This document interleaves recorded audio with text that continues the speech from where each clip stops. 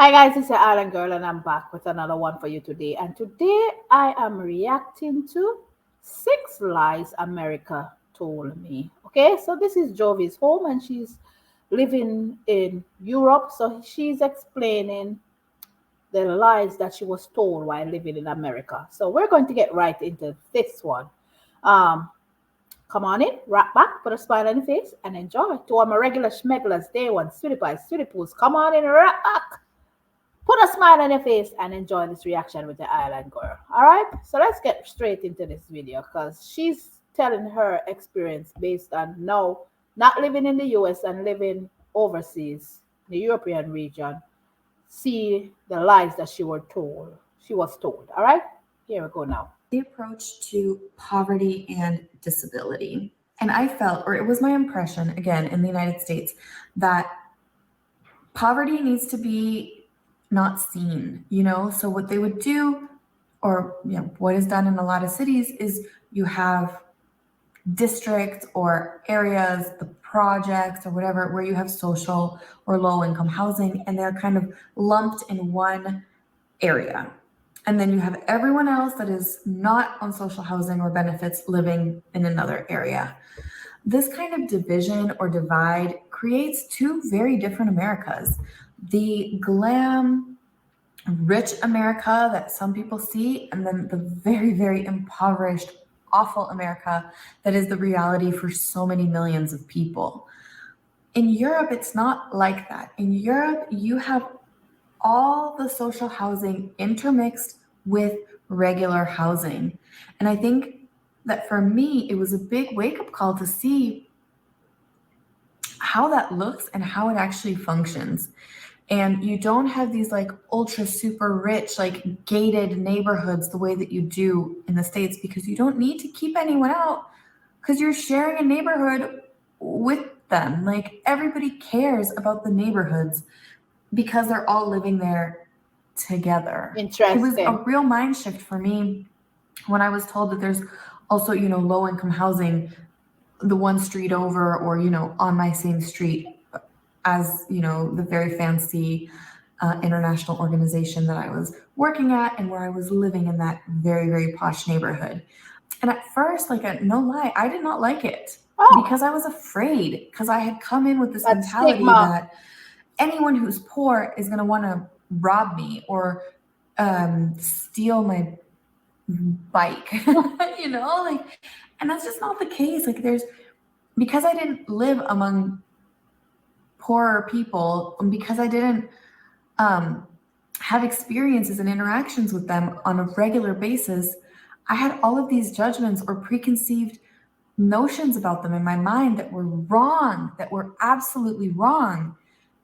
And now, by living in the European or the Dutch way, whatever you want to call it, I see it very, very different. Interesting that she put it that way, which I will agree with the way that she put it, because when you're in the US, it's like there's a segregation, like she said. The low income families they're put in a certain section, like the you understand, and poverty is they tend to hit it. You understand? And then when it's and they showcase the upper class, the more the persons that are more who middle class, who can afford, who live a certain lifestyle. That is what they showcase. And there's so much people here living in the poverty line, which is crazy. And there it's true. They're in in the ghettos. They put those low income families in certain areas, and it's not that they're bad people. That's the crazy thing about it. But that's the area that they put them in. So you tend to judge them based on the area that they're in. And that's why she said she was afraid. So she feel like, okay, these people can't be good people to live around. They're nice, amazing, beautiful people that who just cannot afford housing or you understand, to that are living in these area that don't want to be in this area. But I appreciate how how European side does it. Like she said, listen, It's all mixed in with the upper class, the people who are having money. Every low income housing, they're mixed in, and everybody take care of the neighborhood as they ought to. They're not segregated, so they don't feel that, well, they're what is the word I'm looking for? They're not looked down upon. You understand? And it's, it's, it's sad that's how it is here in the US. Number two. Number two, government funded or government organized healthcare is not awful. It isn't. It isn't awful. In my experiences with healthcare in Europe have actually been better than in the United States. Wow. When we talk about healthcare in Europe, there is something that really stands out to me in my memory. This is an old clip, but this was something that really had an effect on me at the time. And that was Rick Santorum talking about the Netherlands and these death panels that, under the healthcare system of the Netherlands, and because euthanasia is legal here, that basically once you're of a certain age, you just get. It's not Yes. true. This shit does not happen here. Okay? Like, it is Wow. not true.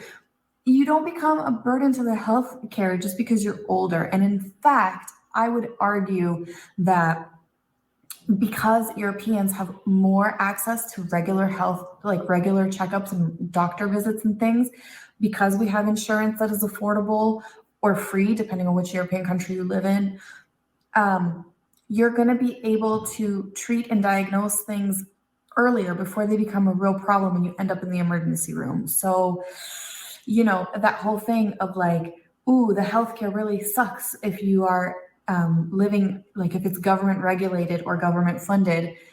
It's a lie. It is a lie. It is not true. That is not reality. Okay, that is not reality. 3. It's crazy. Here we go again. Number two, when she's talking about healthcare that is government funded in European nation, and you have this thing here in the US. It's like if it's government funded, then you're going to be in problem. It's going to be bad, pretty much, and it is so messed up. That's how they sell it to the public. Like, oh no, you don't want the government to control healthcare. You want to have different insurance company where you can go to and get the best care ever. But at the end of the day, you end up in debt, healthcare, debt. It just an ambulance ride over $5,000 to have a baby, naturally over 10,000. C-section running you 50,000 and 60,000 depending on which hospital you're in and depending on the complication of having that baby. You have to even pay to touch your baby. This is it's madness. So here she's saying, look here, I am in a country where it's government funded and it is amazing. You're more prone to want to run to go to the doctor and make sure that everything is okay and not afraid like the US to go get a checkup. You'd rather stay sick because you don't want to put yourself in debt. So here, that's number two lie that she was told. Like, no, you don't want that. Let's go into number three. Working without rest or without holidays Ooh. does not mean that you're working hard. I know that I definitely had some PTSD, I guess I would say, about working. When I first moved to the Netherlands from the States, I really had a lot of issues with taking a sick day or, like going on holiday for more than a couple of days at a time. Like, Wow. actually, let's say going for 2 weeks in the summer and not feeling guilty about that. In America, we're really taught to believe that, you are a good worker or you are a hard worker if you are coming to the office early, if you're leaving the office late, if you don't take a sick day, never, So yeah, feel free, come into your workplace with your slimy nose and your infectious cough. Make everybody else sick. We'll all be here sick together, and that's going to be an efficient and effective workforce. Like, come on, like, sad. I really struggled with these thoughts. taking, as I mentioned, taking holidays was like something that I really had to adjust to, and feel like I'm not letting down my employer because I'm Wow. actually making use of my rights. So that was definitely a big thing for me. So Americans, like, I really hope that you understand that you are not a shitty employee if you take a day off. Wow. That one right there is crazy, that the way she put it. It is so true and spot on when she's like, okay, you're not a good worker if you're not consistent, if you don't turn up, if you decide to take your vacation time, you're not a good worker. It's sickening to the core to know that here in America, that is how it's pushed for you to be at work, even when you're on the verge of dying. Might as well you drag yourself in, even if you're going to make everybody sick. Drag yourself in, or you feel bad if you don't turn up. It's sad that that's the mentality that they push here, and if you don't do that, you're not a top tier worker. And there she's saying in the Netherlands, people here don't even take vacation. No, they're afraid to even take their vacation time because they're not even getting paid for their vacation time. You understand what I mean? It's crazy. You don't want to take sick days because you're going to lose your job. And here she's saying there in the Netherlands, she has PTSD. She has to get in the mindset that, look, I'm not feeling well. Take some time off. Take my vacation. Explore the world. It's not all about work, work, work. And it is sad that a lot of Americans do not realize this. It is so sad. Man. This brings us to point number 4.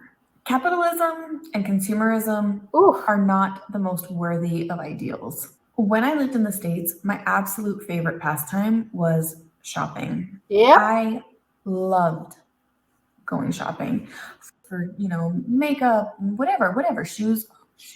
Oh, I love shopping for shoes and bags and things. And I was doing it all the time. Like, anytime a friend wanted to go hang out, like, oh yeah, let's go walk around the mall, let's go shop a little bit,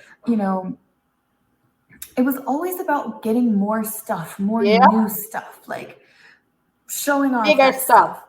And if you look, I mean, now how much things have changed. If you look through the videos on my channel, you'll see that I think I bought new clothes like once in the 2 years that I've had my channel. Wow. So I'm re-wearing the same clothes that I've been wearing for ages, and I'm going to until I don't, fit them, or until I need something new. But this whole aspect of like consumerism and buy stuff, it loops into that. Like, you have to keep working so you can keep buying, so you can keep working so you can keep buying, and it's how Wow. they trick you into like not being able to be like, oh, let me work a little bit, let me go on a vacation because I'm going to pay for that, and then like I'm just going to not necessarily buy all new clothes all the time. So there's these like fallacies and these like things that are just not logical, or they're not right. Consumerism and capitalism play a huge role in that. More money does not equal more happiness. That is True. also something that it took me a while to learn here. Now, I'm not saying that like if you don't have money to buy food, that more money would not lead to more happiness, or if you don't have the money to pay for your, I don't know, heating in the middle of winter, that having more money would not increase your The happiness. That's not what necessities. I'm Yeah. talking about. I'm talking about in a middle class society, or like a middle class frame of reference, let's just say. Suddenly becoming a millionaire is not necessarily going to make you happier. If you're able to meet your basic needs and then maybe do a little bit of like extras on the side, having all this like piles and piles of money is not going to increase your happiness exponentially. And I think that Europeans know that. Like, Europeans seem to get that. And so their goal is not necessarily always to just have more money. I think that consumerism really gives you an unrealistic expectation of what life should be or could be. And maybe we have the media to thank for that, but Yep. definitely just having more stuff and buying more stuff actually does not lead to more happiness. I love the way she put it, as in Europe, in the European countries where people a simple life is better. Not necessarily meaning you don't have money, meaning you don't have to just keep on buying or compete with the Joneses, or oh, I wore this shirt today, I must throw it away. I don't want to repeat stuff because I don't want somebody to see me in this. That's the American mentality. You work to shop, to work. It's like you're working to spend money. There's no leisure time where you get to enjoy the fruits of your labor. It's like work, work, work, and then you want to have, and then the cycle just keep going and going, and it's messed up. That's the kind of mentality that is here, and I love the way she put it. It's like there's no quality of life here in the U.S. when you live life like that, and that's a big lie that a lot of Americans need to wake up to. That listen, there's life outside of working and getting all this money and being rich. Being rich doesn't mean that you're content or you're happy. You understand? It doesn't amount to that if you just slave away work. You don't get to enjoy time with family. You don't get to just relax and be in yourself.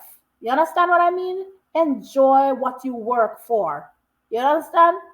And that's one thing I like about a lot of these countries outside of the US, that push their employees. You understand? Like they push them, say, look, family time is important. Rejuvenating oneself is important. Back out of work, and and just see the world, explore the world for what it is. It's also important. Yes, once your basic needs are met, then are met, and not to live above your means, pretty much. But like social media is another thing here in the US. It's like what you gotta keep up with. Like I said, keep up with the Joneses, and it's sad. It is so sad that that is the mentality here. Woo. 5. Freedom is a word that we really like to use in the United States. Yes. But it's actually not something that a lot of people truly No, what is? have. This is subjective. I understand that your definition of freedom might be different than my definition of freedom, and therefore we might have a difference of opinion on this subject. But Okay. for me, freedom means the following: freedom from stress or fear that if I get sick, I might be forced into bankruptcy or lose my home due to a medical debt. That is something that really weighs heavy on me because getting sick is not something that you can control. And if Oh, that happens, wow, like what choices do you have? And that's just, I don't think that anyone is going to disagree with me on that you should not have to live in fear of losing your home or your life because you got sick. Freedom also from crushing student debt is a ah, big one. I really admire like Europeans who, have seemed to have figured out that we should make education, higher education, accessible to everyone, and not get people into crushing lifelong debt. And I'm not saying that there's no student loans or things here in the Netherlands, because there also is. You can also take out loans if you need study, like financing to go to school. But we're not talking about hundreds of thousands of dollars. That's definitely not the amount that we're talking it's about. And affordable. I also feel like another big freedom for me is the freedom to feel safe. And I Wow. did not always feel safe in the States. I'm nervous about guns, and you might say, guns don't kill people, people kill people. Yeah, but people have a lot of guns. A lot of people have a lot of guns in the United States, and I am afraid of those people because I don't know them, and I don't know they're unpredictable, and I don't feel safe knowing that I could be on a street walking around and there could be everybody that I see could have guns, and there could be shit going on at any moment. Like, that is not safe for me. Students, Like children going to school, having to wear bulletproof backpacks. That No, is not it's freedom madness. for me. That is not, that does not, that, no, that, it's not. Yeah, so that some guy can have freedom to have as many guns as he wants. Now all these children have to wear bulletproof backpacks to school? Like, how is that freedom? What is that's definitely not freedom under my current definition. I'd be interested to hear what you guys think about all of these things. So, Okay, see, her opinion of freedom, I am riding in the same boat as her. Period, point blank. Yes, I understand that they say gun don't kill people, people kill people. But when you stop to think about it, guys, there's some cuckoo bird behind it. You understand me? And this so-called freedom and this right that you have to bear arms is ridiculous to me because you ain't doing no research. So many lives lost because of, oh, I have the right. I have the free. It's my right. It's my free. It's listen. It's sad. And when it comes to, I listen. I get it. I honestly get what you're saying. And let's put it this way: how can you be free when you don't even, you're not even making education accessible, affordable to the general public, to your citizens? You're 19 and 20-year-old walking out of college to finishing college early with in debt, thousands of dollars in debt. You're afraid to go to the hospital because you'll be in debt. That's not free. That's not freedom at all. So I am on board with what she's saying 100%. Your kids going to school in fear. That's not freedom. Where's the freedom in that? So I get what she's saying, and I agree with her 100%. All of the points that she has made thus far, am I in agreement with it? 100% I am. socialism and social democracy are two different things. This is a big The one. Netherlands specifically is not socialist, it is a social democracy. These two things are different. And if you don't know the difference, please Look it up. educate yourself. Because calling Europe socialist is wrong and is not the case. Wow. That's it. That's my rant. These are the 6 myths or lies that I was told that I now see the error in them and don't believe them anymore. So thank you guys for watching. Thanks so much for coming over today. I really hope you. It is so sad that all these lies are taught and people really do believe them. I don't know. People really do believe these things, because this is, it's like you're supposed to stay within this bubble, and the outside world is bad for you. And when you stop to think about it and hear about other country and what they do for their citizens, or how things go, you'll be like, okay, why am I here? I have options. Here, mama. I have options. There's option out there. There's a better way of life out there that I don't have to sit and stress and worry that, you know what, my kids will be in debt, or I am afraid to go to the hospital. Just it's so sad that this is how it is here. And and I can tell you this much. I don't think there will be any changes anytime soon. Not at all. It's the island girl, and I'm running out of here. Mommy P just wake up, so gotta put her back to bed. Love you guys to the max. Let me know your thoughts in the comment section, guys. Let me know what you think. As for me, like I say, I'm on board with what she said, and it is sad that that's the way it is. So wrap back, relax, and enjoy your lives. Be good, be kind, and above all, love each other. It's the Island Girl. Love you guys. Running out of here.